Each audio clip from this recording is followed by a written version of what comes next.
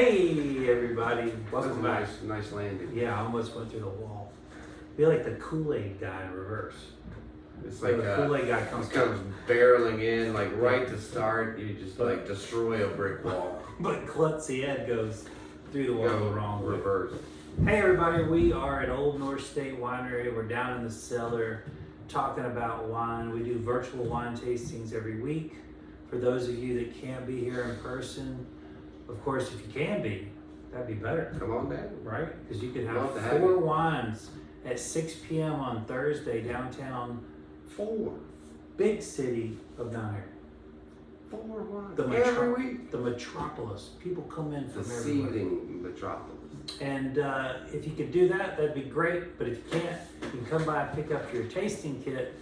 Chef Chris always has delicious food to go along with the wine so that you understand how food and wine were made for each other. Made for each other, unlike any other beverage in the world. That's right. It's even better than water. And better for you, because there's water in wine. So you're double hydrated. It's a double Thank you. hydration. I think that's Because you're basically, it's like a mineral and vitamin drink. Because full of antioxidants and other stuff. versatile, whatever. And other stuff. So, Chef, can we just call it a double dehydrator? Can we just make that up? A double Or entendre. no, not dehydrator. Oops. Rehydrator. Double Now, if you drink 6 bottles of it, it'll dry you out.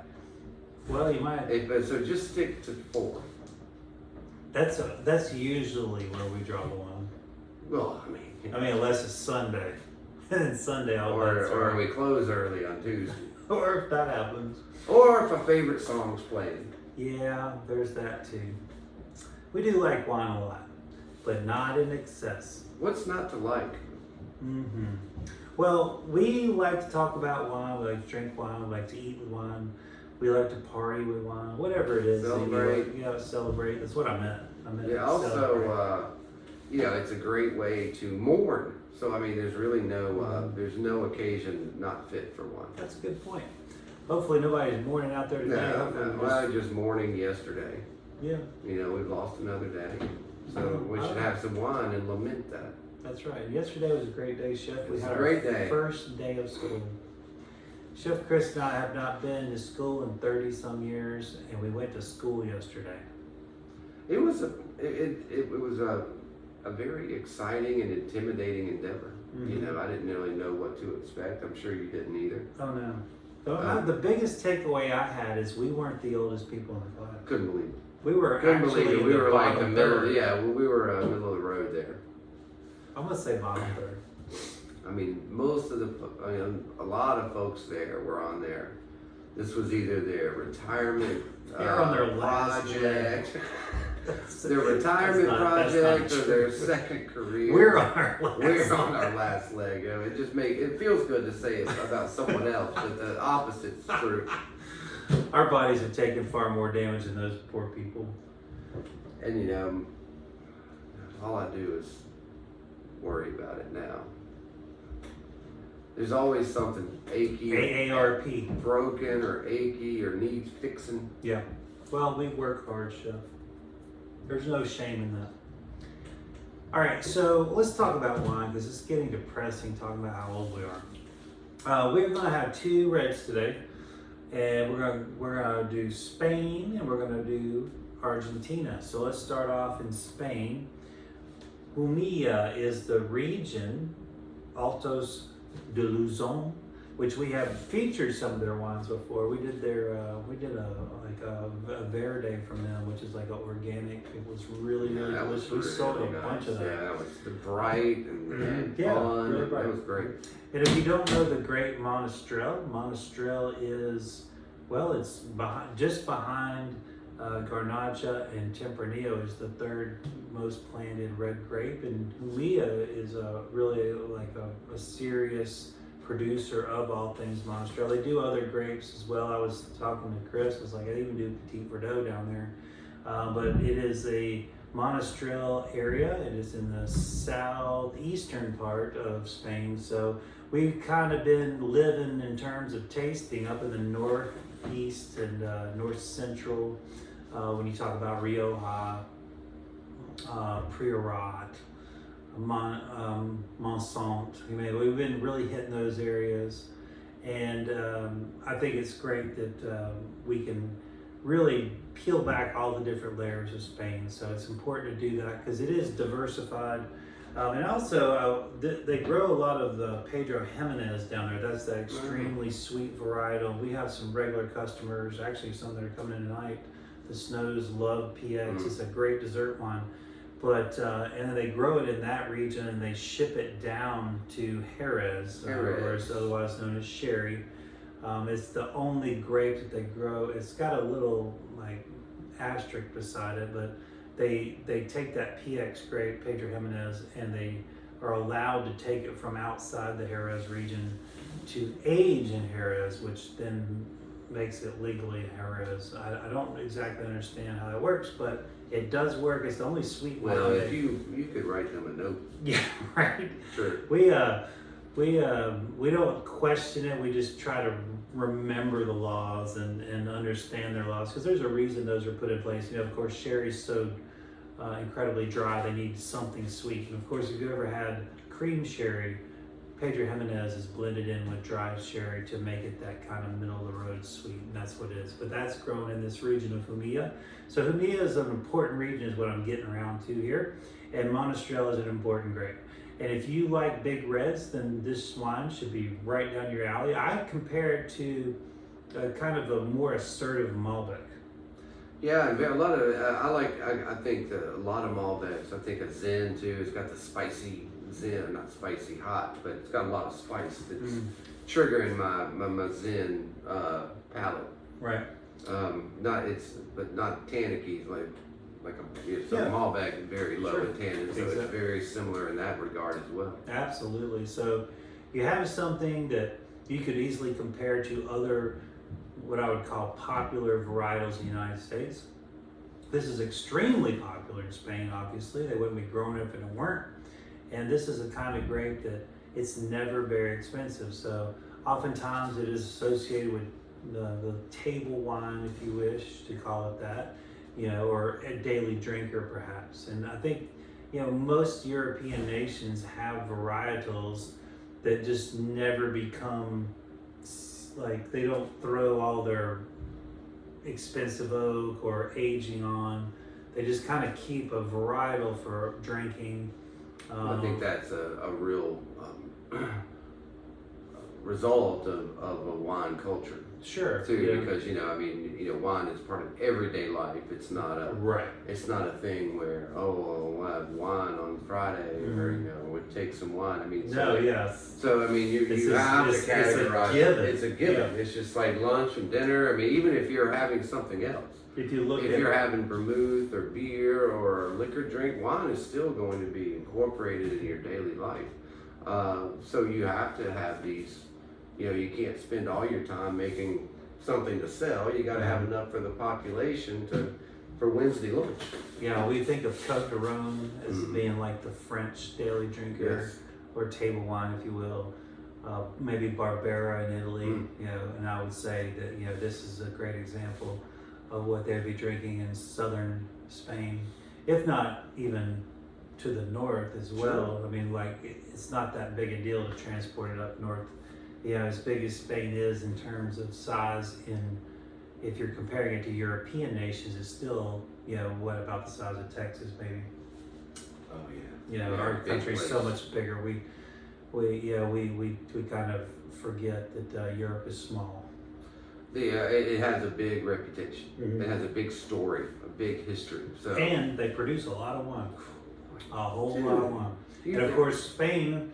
We saw it firsthand when you in Italy and the two of us in Portugal. I mean, like everywhere you go. I mean, like in people's yards, every yard and every community space. I mean, and that's also a great thing about America is how we treat our public lands. I mean, they're treasure. I mean, they really are. But we tend to separate our lives from our work. Like look at our neighborhoods. There's nothing that resembles work or agriculture or anything. Maybe now somebody might have a chicken or something, but you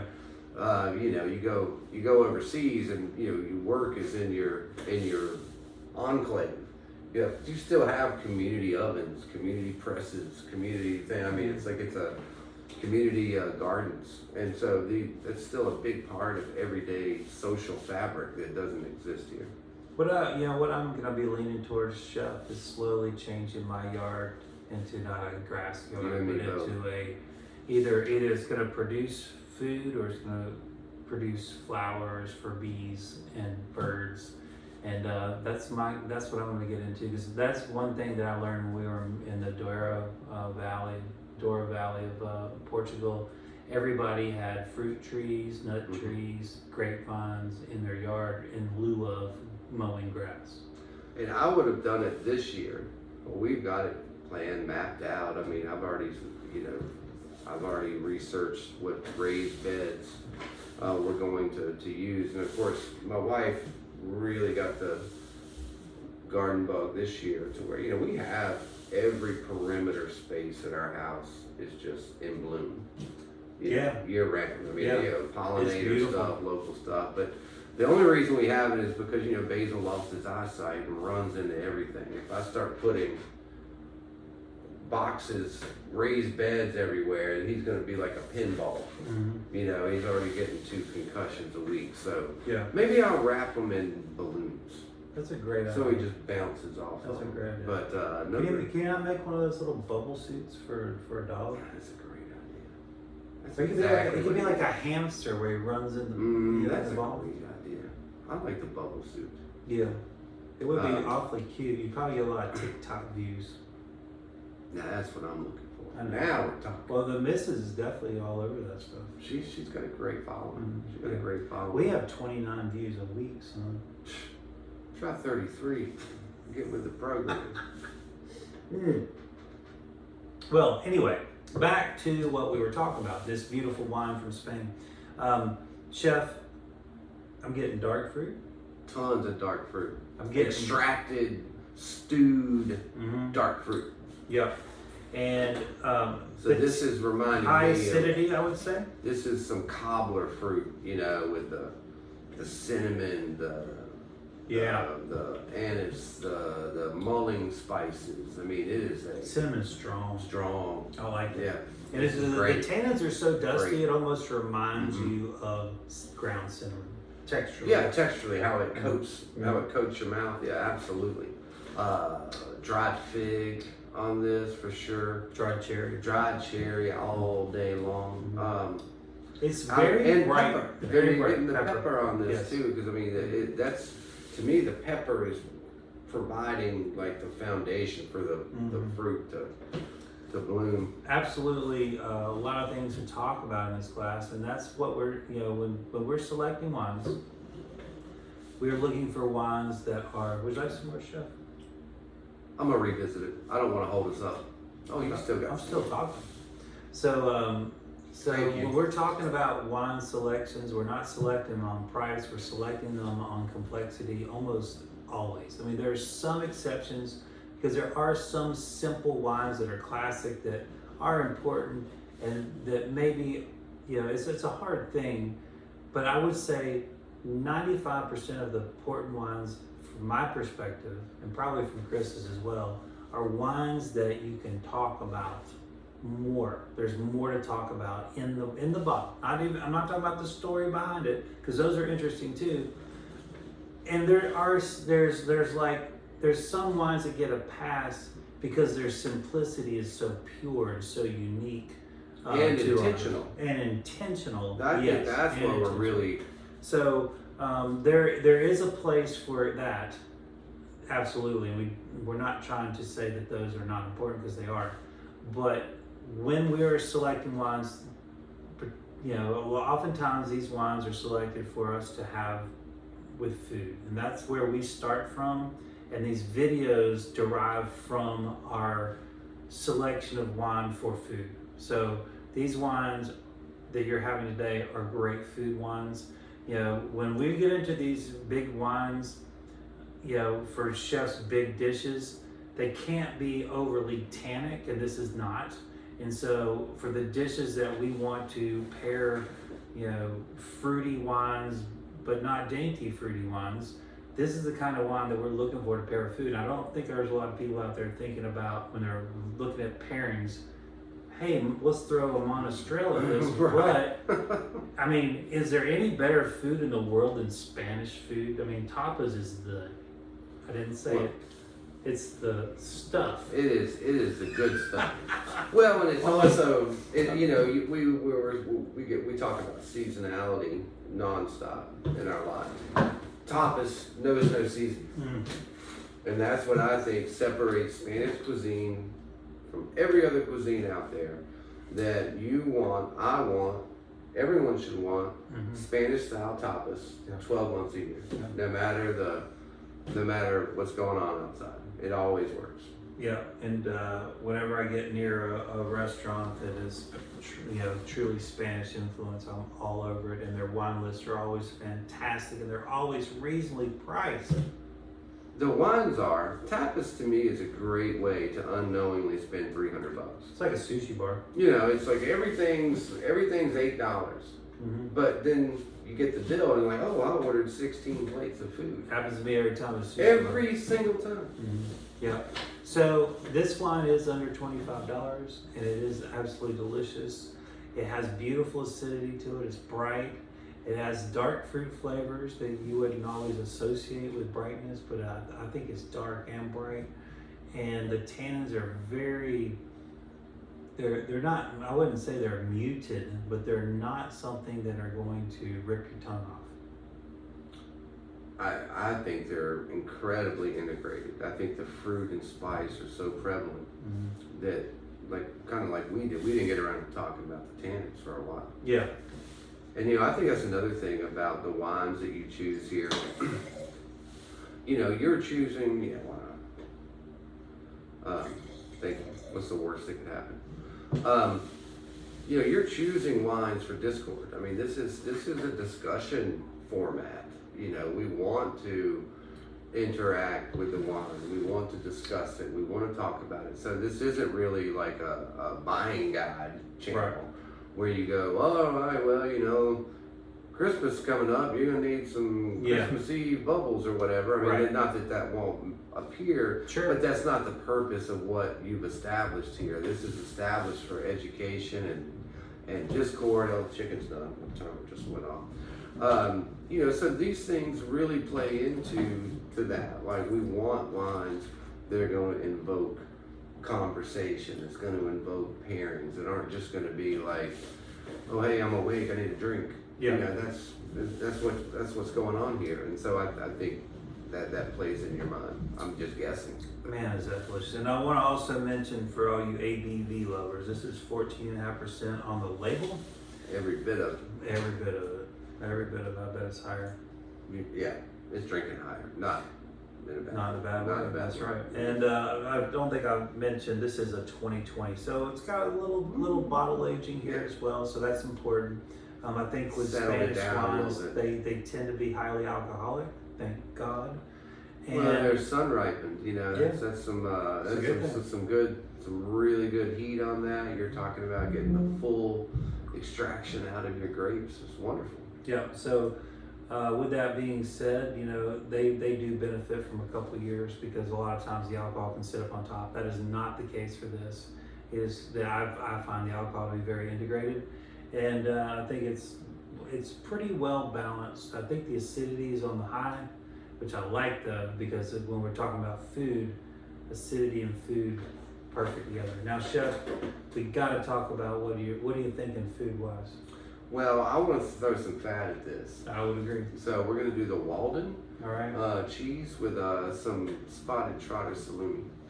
So we're going to get the fat from the salumi, the fat from the cheese, and we're talking about tapas. Yeah.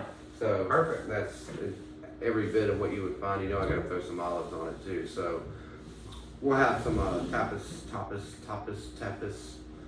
potato on there. That's a great offering of high-end, high-quality ingredients. High quality, thank you. And you're letting them shine. Thank you very much. And that's part of an old chef's job is let the ingredients speak for themselves. I don't have to manipulate everything. usually a lot of my job is just finding what can be showcased, whether it be local or from around the world, or what's the best. And so, my job is restraint. And I think that young chefs, that's a struggle, because you get a little bit of knowledge. You just like, I gotta put everything I know into every dish, and it's like something hard to teach, because it's hard for us. Look what I know, I don't do it all. But when you get older, you learn restraint. Like, no, that's enough. Doesn't need another ingredient. Doesn't need another addition. Let's just let what's there shine. I don't have to do everything to everything. They're both important phases, because without that young ego hot shot, you don't get noticed. That's true, and you don't want to lose your drive either. Yeah. You don't want to just sit around and go, look at that chicken. Yeah. So who gets it? Darn. Although I will say this, you said your chicken's ready. I was up there watching you. Was that banana leaves you were putting in the chicken? No, that was actually braised leeks, but banana cool. leaves on the chef's table this weekend. Sweet. Yeah. My banana tree is so prolific. I could probably cut 30 pounds of leaves off of it and you wouldn't even notice. We need to tell Sean. I'm gonna bring Sean some too. Yeah. I'll have his in a bag, but yeah. We have people that request banana leaves from Chef. I'm excited. I just wish I hadn't, and I still might do it, but my wife, I don't know if it's worth the divorce. But, my buddy Brian and I are still plotting a pit where maybe I'll slide that in. I'm going to rip all the grass out to her displeasure. But I am going to have an underground pit at the house. Cool. Where you wrap it in banana leaves and smoke something for 2 days underground. That is going to happen. Maybe I'll just do it in my neighbor's house. Maybe in the middle of the night, he won't notice and dig a big, probably won't. Dig a grave, and stuff a bunch of pork wrapped in banana leaves. I watched Chef Rick Bayless and his daughter build one out, and they just basically put like bricks in it, and it had like a welder do a metal. It's not even a door. They just put a handle. It's a handle on it, so you can. Yeah. And you just put it on there. They would throw a pig in wrapped up on charcoal and bury it, and then come back 10 hours later. It would be some version of that, because I clearly don't have enough cooking vessels that I don't use already. Yeah. Well, you can't do everything at once with the vessels you have. So if you have that one going, then you can use your other vessels. Well, the 5 outdoor cooking vessels I have that are, need a lot of rust protection, clearly aren't enough. Well, you can't fit a pig on one of those. Exactly. You get the right tool for the right job. I'm just saying. Or a bison, because Clay and I are talking about getting a bison quarter. Can you fit a bison quarter in this? I'll make sure it fits. Now, is this something you're ordering, or are you going to run over with your Jeeps? I can't. Is there a trip to Wyoming planned? I can't disclose. I cannot. You'll have to speak to my attorney. So what was that trailer y'all just bought? Anyway, so this Decero, if you don't know, they're the producers of the Owl and the Dust Devil, which was wildly popular here at the restaurant, a beautiful Bordeaux blend. And they also make other delicious things. And so I thought I'd introduce you to that. And this is their Cabernet Sauvignon. This one is from 2019. So again, we're getting a little tiny bit of age here. We're on the other side of 23. So, you're really looking at almost 4 years on that. Yeah, because they probably harvested in March or probably February of 2019. So yeah, we're a good ways in. And this is from Agrello, which is a very high plain of the Mendoza Valley. And they have, this is a very dry area. It's butted up to the Andes. And the Andes are so high that clouds can't get over them, much like we have in Washington State with the Cascades. They create what's called a rain shadow, so there's no rain that can fall in this area because any approaching clouds dump on the Andes, and they're snow-capped year-round. They never melt. But there are sources of water. Of course, the Mendoza River. There's alluvials streams and of that nature in the area, but they use drip irrigation to just tease those vines just a little bit, just to keep them moist. And remember, when you can control moisture in a vine, you can control the concentration, the density of the grape. And you know, one of the biggest kisses of death for us here in the Yadkin Valley is hurricane season. And actually, it was really interesting, Chef, because I tell people this all the time, and no one understands it. And I thought it was great that our first day in class that the professor brought it up. He's like, around here, if there's a hurricane coming, you have a choice. You either pick your grapes too early or you don't have a crop. Yep. And that happens a lot. You lose a year's worth of work and revenue and wait another year. Expenditures. Mm-hmm. Sure. But well, you know, it's fascinating too. Along those points, he was talking about, you know, this is what I know we're both going to love about this class is, you know, the things that you know to be true, really, but then you get into an academic level. It's the why. You know, not just like, Pinot won't grow. Well, Pinot will grow here. You just will have a terrible crop and a horrible experience. And you know, he was like, one bird flying in or pecking this bundle of Pinot grapes. He goes, because they're so soft and they're so close together. He's like, the juice is going to explode and it's immediately going to start to rot. And the rot's going to go down the vine and it's going to shoot over 3 vines over. And like, he's like, it's out of control before you even know it's happened. I mean, that's just fascinating, you know, just little things like that really play into the hindrances or the roadblocks to what you can and can't grow. Absolutely. In an area. Yeah, and so. But of course, you go up a little bit, you could probably grow Pinot at your mom's house. I don't think so. I don't know. I don't think up there, a little bit higher up, maybe. It's not high enough. You gotta go. Well, I don't know. I don't know. I mean, it's all still pretty hot. Still pretty hot in our house. Well, you need some heat. You know, it's pretty hot in Oregon. During the daytime. Pretty hot in Oregon. You know, I mean. During the daytime. But you know, you remember that breeze at Old Mill? You know, you had your windows up and everything. But Mom's house is way below that. Well, that's true. That's true. Now up at Nelson's house. Now you're talking. Mr. Dan Nelson has some property up there that I think would work. So we have limited rainfall.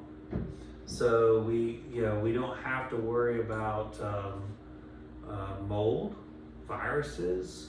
You know, there's low pest. I guess here, as a matter of fact, Chef, it hasn't rained here in a while. So I was out watering. Very unusual. It is. I was watering my flowers this morning, and I was wearing this, and I had mosquitoes all over my hands. I got bit on the face. Like, I was out there 10 minutes. Bugs are a serious issue in North Carolina. Bugs are not so much an issue. Not that mosquitoes are great, but you get the idea. I mean, well, it's not just mosquitoes, yeah, and I'm sure you've got a little. I mean, the way that last little batch where you've got that little pond down there, even in a drought, because of the way your yard funnels to that one spot in the back, there's still moisture. Sure. And see, and it's bug. Last night when I got home from here, and the sun went down, I couldn't hear myself think from all the bugs in the backyard. I mean, of course, I love that. It's one of the great things about living in North Carolina. It's sitting in the back porch and the fireflies and the crickets and the bugs and every few years the cicadas and all that. I mean, it's just I love that symphony. But if I were a farmer, I wouldn't. Chef, remember when we were trying to film these on your back porch? And all you could hear were the birds and the bugs? There's a billion of them. Yeah. Of course, if I quit feeding them, you know, I probably put a lot. I put a lot of food. I mean, to me, it's actually pulled some corn stalks out of the garden. I throw so much bird seed everywhere. Corn's a big part of it. Yeah, and so. Yeah. Well, there's a lot of birds out there that are just carnivores and they just eat bugs. They love grapes too. And so those are. If there's a lot of those birds around, it means you got a lot of bugs. If you got a lot of bugs, that's a threat. And so when you have less bugs, less mold, less humidity, you have an advantage. And this area, of course, if you don't know, is the same area that Catania is, where they're super high-end Zapata wines are, which we did a dinner here before. There's just really high-end wineries, and Decero is a high-end winery. I want to be clear about that. Absolutely. But their prices do not reflect how high-end they are. I think they're always a huge value. I mean, they could easily double their prices, and I do not think they would miss it. Especially, Catania. I love their Zapata and their little project wines. Yeah. I mean, they belong in the they're basically neighbors. They belong in the pantheon of all the great wines. But these do too, and I just think that you got a lot of things working against you. You got a saturated market. You've got you want to sell your wines, and when you're going up against the likes of Catania and some other people, and we're starting to see more and more and more offerings from Argentina altogether, especially Mendoza. It's hard to hook somebody for $75. Yeah. I think that's a hard hook. I mean, that's normally comes down the road. So I think they're playing long ball here. This area that we speak of is a very high plain, just under the Andes, and so it is, and like a plateau step up. It has great elevation. Of course, great elevation translates to great acidity, and great acidity means more elegant wines, more balanced, or better food wines, better long-lived wines. So this is a great example. This is, as we said, it has some years on it, but it does not taste at all like it's been aged, in my opinion. It's a beautiful wine. It's a really beautiful wine, and it has the longest finish. It's one of those, and I know we talk a lot about the acid content making you want to drink more and more, and it has that. Look at the legs on that shit. But I didn't even look at the ABV on this one. It has such a great lingering finish that you can just stop drinking and you can continue. It doesn't dissipate, which I love that about wine. That's also 14.5. It's beautiful. It's so well integrated. I think it's just a really smooth expression of cab, an elegant expression of cab. It gives you all the things that you're looking for. I would say primarily dark fruit with some red backers. Yeah. Tannins are extremely integrated. They're there, but they're not defining the wine. Toasty. Now this did have about 30. Toasty, bready. I mean, the full mouthfeel on this, it's almost like you're chewing bread on this. I mean, it's very full. It has about 30% new oak, French oak, 14 months. But 70% is not. So it's not. They're moving it to neutral, after that, or maybe they're just blending it later. Who knows? But maybe they're just keeping a percentage of it and oak, the whole 14, and then blending the other neutral into it. Who knows? But it's a beautiful wine. It's so well thought out. I mean, it's got everything you're gonna love about a big red, without too much of any of the things you love. So what kind of food are you gonna throw at the show? Well, we're gonna do a really nice seared American butcher pork. So we're gonna cook it on the bone as a porterhouse. So we're gonna get that sweetness from cooking it on the bone, and then we're gonna take it off the bone and pair some of those beautiful golden chanterelles with it. Beautiful. Yeah. I love it. We're using up the last of what George brought us, and of course Andre showed up yesterday with another wheelbarrow full of them. So wow, I can't believe they're still producing. It was the biggest batch I've got from him all summer. Wow, What a He had more. I was like, Chanterelles I'll take 20 pounds, and he was like, well, I've got 35. I'm like, well, I'll take 20. I mean, what am I gonna do? We just got another 25 from Jewelry. I mean, it's like, what a prolific season. Yeah. With no rain. And I gotta tell you, we put the vegetarian risotto on the menu, and we're using the chanterelles and that. And I mean, What a treat. People are just like, you don't need meat when you have a dish of that caliber. Well, the complexity of those mushrooms is better than just a meat for the sake of meat. Right. You know, especially when you're talking about dealing with a risotto or pasta. I mean, at that point, it's just texture. Mm-hmm. I mean, obviously, we do that and we love that, and I love meat or protein in a pasta or risotto, but I would much prefer a chanterelle. Particularly this time of year. Yeah. Oh, yeah. Absolutely. Yeah. Absolutely. But well, what can I say? I would say winter. Maybe not chicken dinner, but winter mushroom dinner. Mushroom dinner. So Decero, of course, we have a proven winner from a proven area, beside proven neighbors. I mean, like this is everything you want from a red Argentinian wine. And then Altos, Luzon, of course, we've done a lot with them in the past. We'll continue doing things with them.